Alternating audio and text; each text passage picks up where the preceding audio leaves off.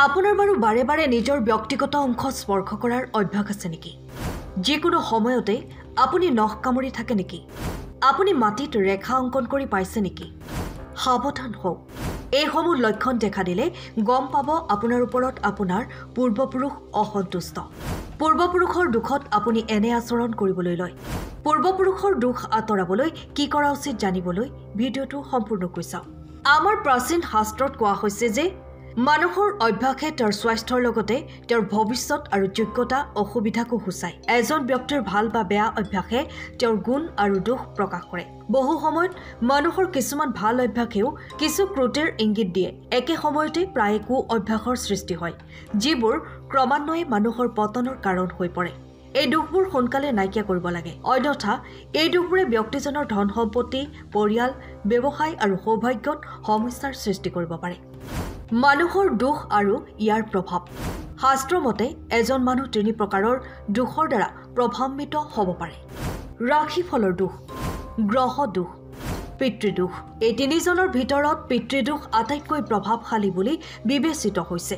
গৰুৰ পুৰাণত ভগৱান শ্ৰীকৃষ্ণই গৰুড়ক পিতৃদোষ সম্পৰ্কে গুৰুত্বপূৰ্ণ কথা কৈছে আৰু ইয়াৰ প্ৰতিৰোধৰ প্ৰতিকাৰো দিছে। পিতৃদোষৰ বাবে এজন ব্যক্তিৰ ব্যৱসায় আৰু পৰিয়াল দুয়োটা দিশতে ক্ষতিগ্ৰস্ত হয়। পিতৃদোষত আক্ৰান্ত ব্যক্তিয়ে শান্তি আৰু একাগ্ৰতাৰে কোনো কাম কৰিবলৈ অক্ষম। পাৰিবাৰিক বিবাদ, কাজিয়া, উত্তেজনা আৰু অশান্তিৰ দৰে সমস্যা তেওঁৰ ঘৰত বাঢ়িবলৈ আৰম্ভ কৰে। তেওঁ আৰম্ভ কৰা প্ৰতিটো কামৰ অৱনতি ঘটিবলৈ আৰম্ভ কৰে।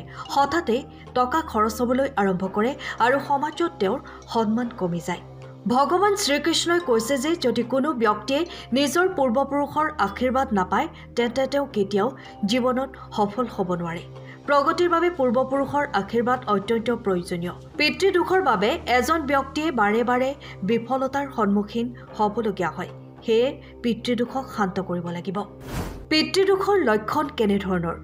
বহুতৰে ৰাশিফলৰ জ্ঞান নাথাকে, যাৰ বাবে তেওঁলোকে পিতৃদোষৰ বিষয়ে নাজানে। কিন্তু পিতৃদোষৰ কিছুমান লক্ষণ শাস্ত্ৰত উল্লেখ কৰা হৈছে।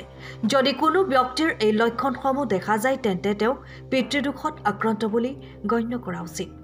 পিতৃদোষৰ বাবে গঠিত 5 অভ্যাস। নখ কামোৰাৰ অভ্যাস। এই সাধাৰণ অভ্যাস পিতৃদোষ থকা লোকৰ ক্ষেত্ৰত দেখা যায়। এনে লোকে গোটেই দিনটো নখ চুবাই থাকে। শাস্ত্ৰত ইয়াক পিতৃদোষৰ এটা প্ৰধান লক্ষণ বুলি ধৰা হৈছে। নখ কামোৰাৰ অভ্যাস বংশগত। যদি কোনো ব্যক্তিয়ে এই অভ্যাস ৰক্ষা কৰে তেন্তে তেওঁৰ পূৰ্বপুৰুষৰ খং উঠিব পাৰে। লগতে ইয়াৰ ফলত সূৰ্য দুৰ্বল হৈ পৰে, যাৰ ফলত পিতৃদোষৰ প্ৰভাৱ বৃদ্ধি পায়। মূৰ আৰু দাড়ি খজুৱাৰ অভ্যাস। পিতৃদোষত আক্ৰান্ত ব্যক্তিয়ে দিনটো কোনো কাৰণ নোহোৱাকৈ মূৰ বা দাড়ি খজুৱাই থাকে। এই অভ্যাসে তেওঁৰ সম্পত্তিৰ ক্ষতিৰ ইংগিত দিয়ে। মাটিত ৰেখা অংকন কৰা। মাটিত ৰেখা অংকন কৰা বা আঁচোৰাটো অশুভ বুলি গণ্য কৰা হয়। ইয়াৰ দ্বাৰা ব্যক্তিজনৰ বয়স কমি যোৱাৰ লক্ষণ হ'ব পাৰে। বাৰে বাৰে ব্যক্তিগত অংশ স্পৰ্শ কৰা। বাৰে বাৰে ব্যক্তিগত অংগ স্পৰ্শ কৰা ব্যক্তিৰ সময় আৰু স্থান মনত নাথাকে। এয়া পিতৃদোষৰ এটা প্ৰধান লক্ষণ। অস্বস্তিৰে বহি থকা।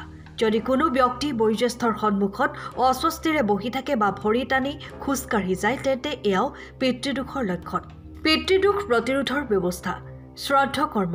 শ্ৰাদ্ধপক্ষৰ সময়ত পূৰ্বপুৰুষৰ শ্ৰাদ্ধ কৰাটো অতি প্ৰয়োজনীয়। এই কাম অশ্বিন কৃষ্ণ অমাৱস্যাৰ দিনা কৰিব লাগে। আহঁত গছৰ পূজা। প্ৰতি বৃহস্পতিবাৰে আহঁত গছত পানী আগবঢ়াই 7 বাৰ প্ৰদক্ষিণ কৰিব লাগে। গৰু আৰু কুকুৰক খাদ্য খুৱাই দিয়া। প্ৰতিদিনে গৰুক এটা ৰুটি আৰু কুকুৰক এটা ৰুটি খুৱাব। ঘৰৰ দক্ষিণ দিশত চাকি জ্বলোৱা। শ্ৰাদ্ধপক্ষৰ সময়ত ঘৰৰ দক্ষিণ দিশত ঘিউৰ চাকি জ্বলাই পিতৃদোষক শান্ত কৰা হয়। সেন্দুৰ আৰু তিল প্ৰসাদ। পিতৃদোষৰ বাবে যদি সন্তান গৰ্ভধাৰণত সমস্যা হয় তেন্তে আহঁত গছত সেন্দুৰ আৰু তিল আগবঢ়াওক। পিতৃদোষ আঁতৰাবলৈ গৰুৰ পুৰাণত এই প্ৰতিকাৰৰ কথা উল্লেখ কৰা হৈছে। যদি আপুনি এই লক্ষণসমূহৰ কোনো এটা অনুভৱ কৰে তেন্তে নিশ্চিতভাৱে এই ব্যৱস্থাসমূহ গ্ৰহণ কৰক। যদি এই তথ্য ভাল লাগিল তেন্তে ভিডিঅ'টো লাইক কৰি কমেণ্টত জয় শ্ৰীকৃষ্ণ লিখক। লগতে আমাৰ চেনেলটো ছাবস্ক্ৰাইব কৰক। ধন্যবাদ।